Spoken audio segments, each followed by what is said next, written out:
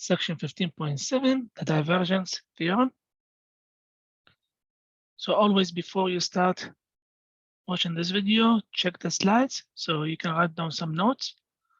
For the first questions, use the divergence theorem to evaluate the double integral of the solid S F dot product with N ds to find the outward flux F through the surface of the solid S bounded by the graphs of the equations. F, here's f, x, y, and z, and the solid is x squared plus y squared plus z squared equal 36.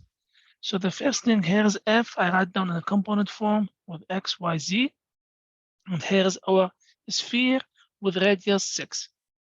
So the divergence of f, which is the derivative of m to the x plus n to the y, the derivative of p to the z. So this is m, n, and p.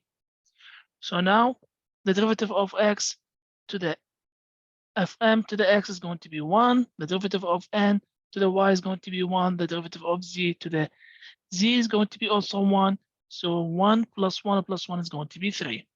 That means the double integral with the s, the surface s, the solid s, f dot product with n is going to be equal to the triple integral to the q divergence of f dv, which is the triple integral of 3 dv and 3v. So if you look to this, now we have 3, which is a constant dv, that the integral for this one is going to be 3v, which is a constant times the volume of the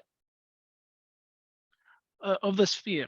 So the volume of the sphere is going to be v equal, here's, we're going to use just geometric.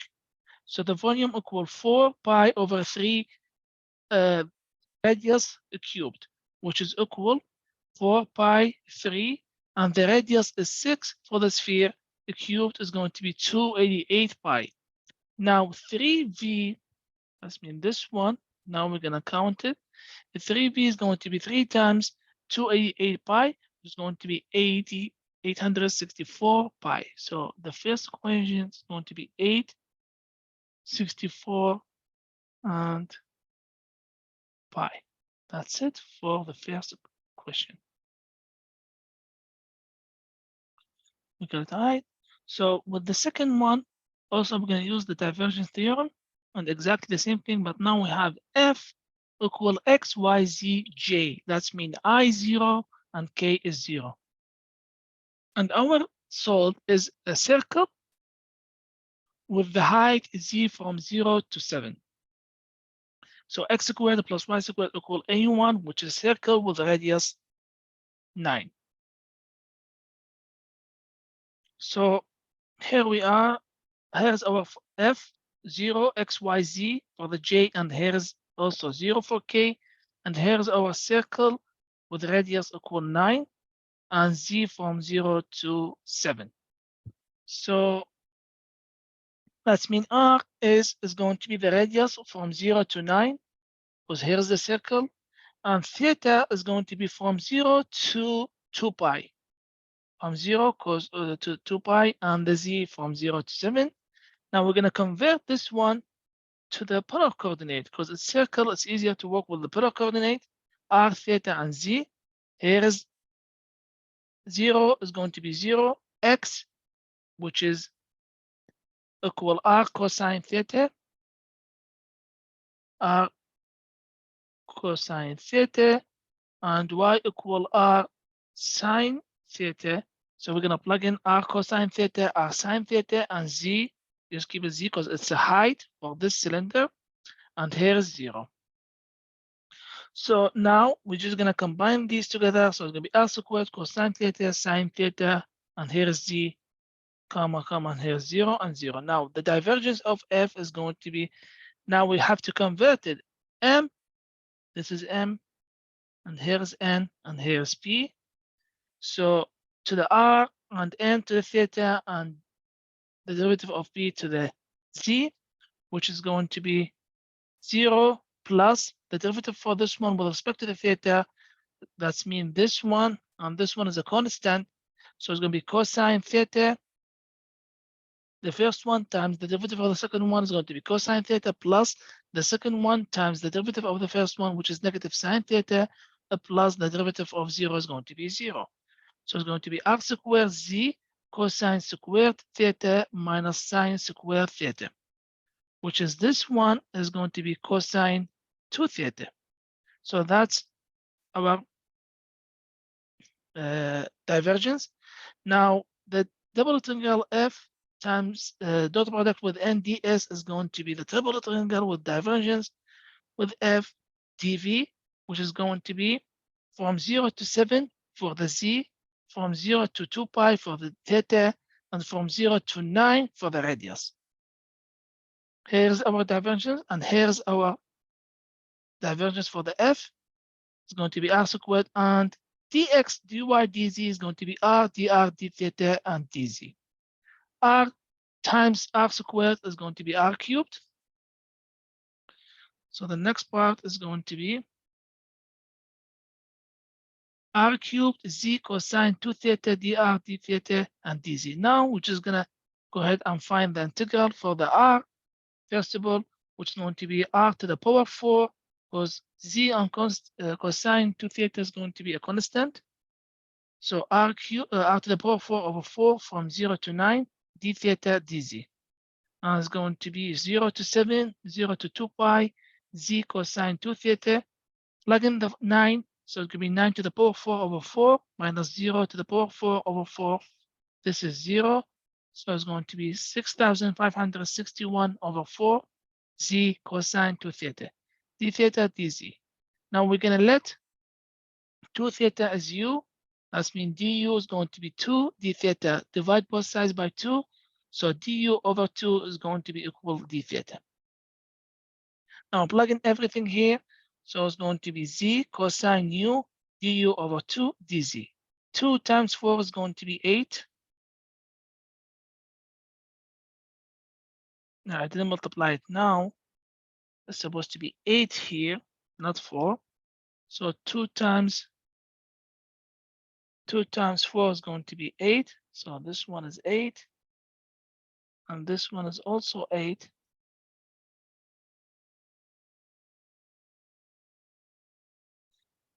Z cosine u du. Now let's find the derivative with respect to the u is going to be sine u from 0 to 2 theta dz. Bring back the u, which is 2 theta. So it's going to be 2 theta from 0 to 2 pi. Plug in 2 pi. So it's going to be 4 pi minus sine 0. Sine 4 pi is 0. Sine 0 also 0. So it's going to be everything here is 0. 0 times anything is going to be 0. That means the integral from 0 to 7, 0 dz equal 0. So that's it for the second one. We're just going to put down 0. And it depends. Maybe you're going to get the same result 0. You have to keep working on it. Maybe you're going to get only a number here or a number with the pi.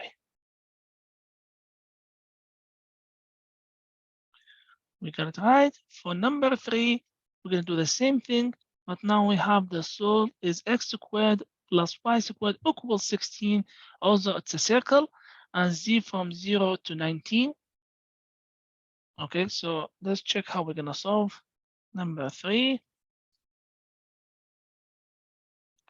So fxy is going to be xy squared and negative z, and here's the solve from x squared plus y squared, which is a circle with radius 4, and the height from 0 to 19.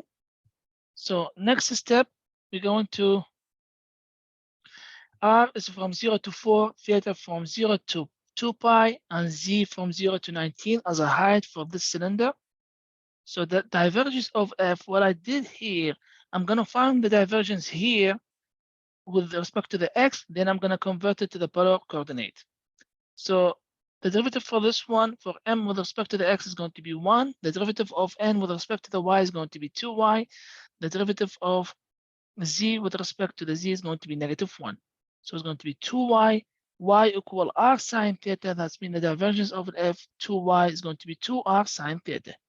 So the double integral of s f dot product with n is going to be from 0 to 19 for the dz, from 0 to 2 pi from the theta, and from 0 to 4 is going to be for the radius.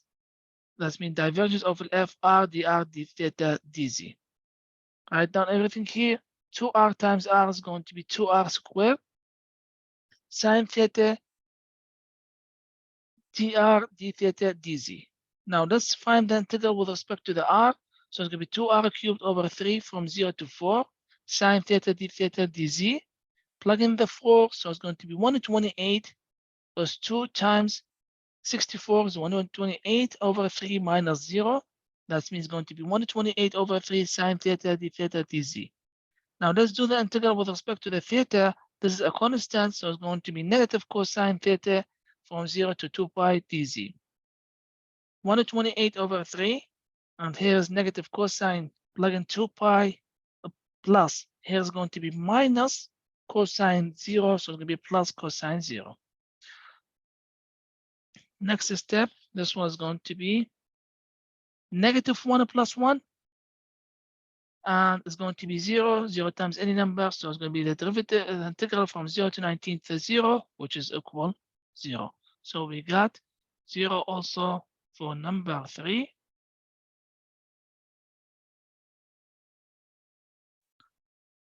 We got it right. Let's move the number 4. The same thing with number 4, but number 4, we have it here is x e to the z, y e to the z, and e to the z. And here's the solved, which is 3 minus y, z3 minus y, z equal 0, x equals 0, x equal 4, and y equals 0. So let's check number 4. The first thing, I'm going to write down f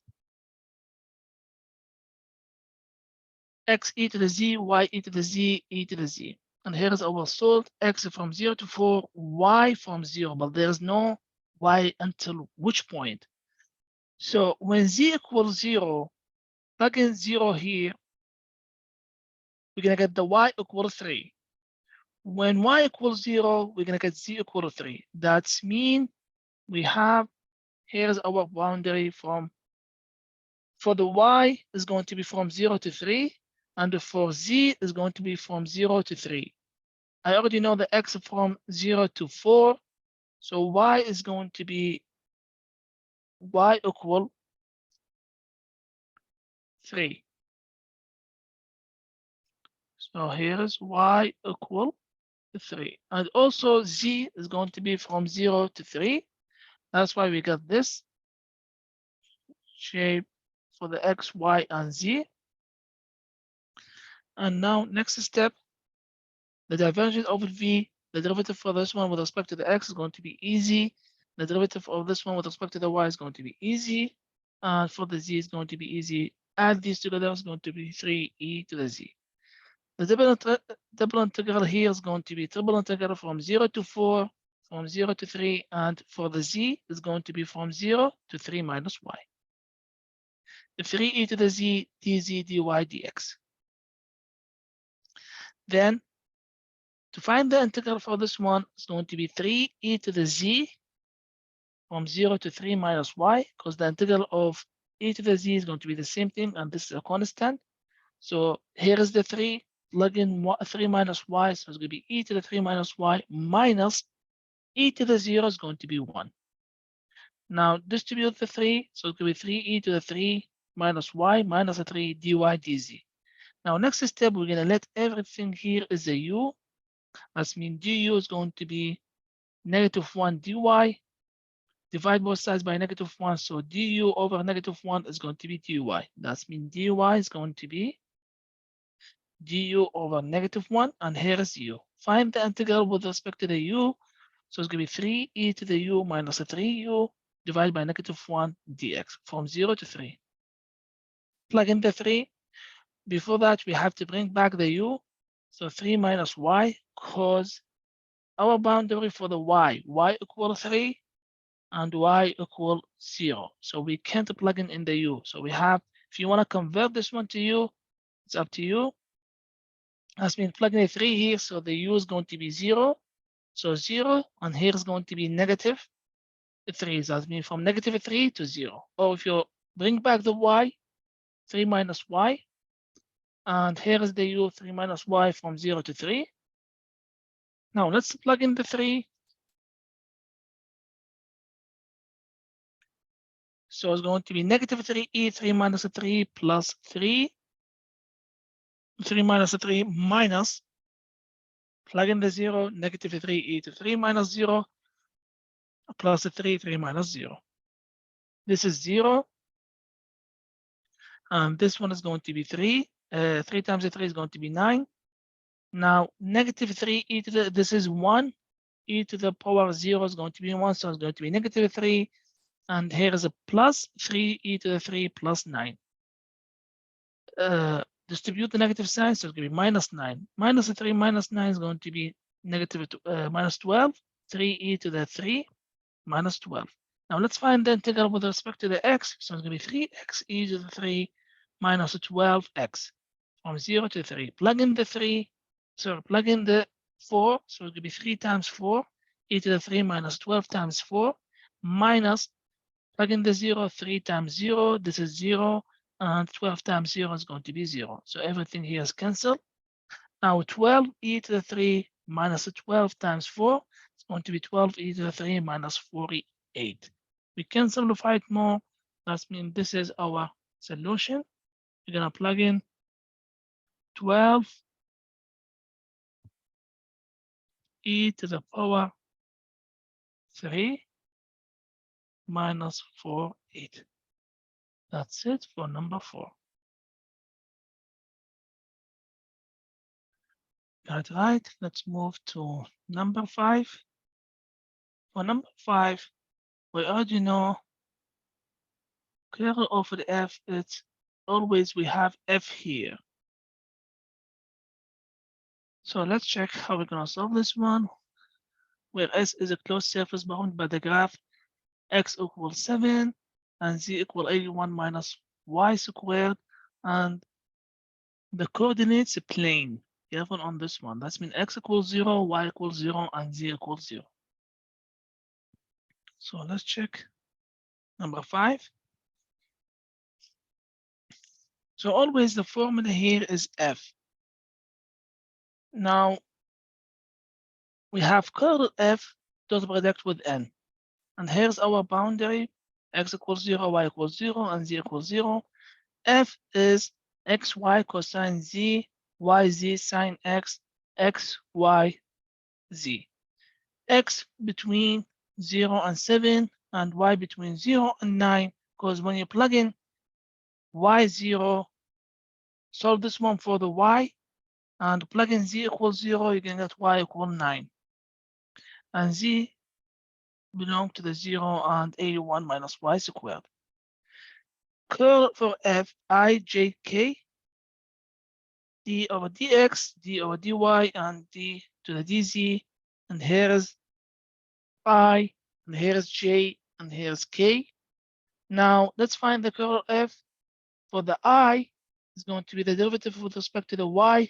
For this one is going to be xz. And the derivative of with respect to the z for this one is going to be y sine x, comma. Now for the j, don't forget there is a minus here. For the j, always we're going to put minus. For the j is going to be the derivative with respect to the x, xyz, which is yz, minus the derivative for this one with respect to the z. So it's going to be negative sine, so negative xy sine z, negative xy sine z. So we have negative here is going to be positive, and distribute the negative sign. That's why we have negative yz minus xyz sine xy sine z. For the k, the derivative with respect to the x here, so it's going to be yz cosine x, yz cosine x, and the derivative for the y for this one is going to be x cosine z. The divergence of kernel f is going to be this one. Find the derivative here. This is m. Now this is n, and here's p. With respect to the y, with respect to the x, is going to be z minus y sine x. Sine x is going to be cosine. With respect to the y, and with respect to the y is going to be negative z minus x sine z, because the y is going to be 1. P with respect to the z, so it's going to be y cosine x. Z is 1. And cosine z is going to be negative sine z. Negative times negative is going to be positive. So positive x sine z. Now z cancel with negative z, negative y cancel with y cosine x, and negative x sine x with x sine z. That means the divergence is going to be equal 0. So the kernel f dot product with n is going to be triple for the divergence of kernel f dv, which is 0 dv, and the result is going to be 0. So that's it for number 5. We're just going to plug in 0. And let's check our result. We got it right. That's it for section 15.7.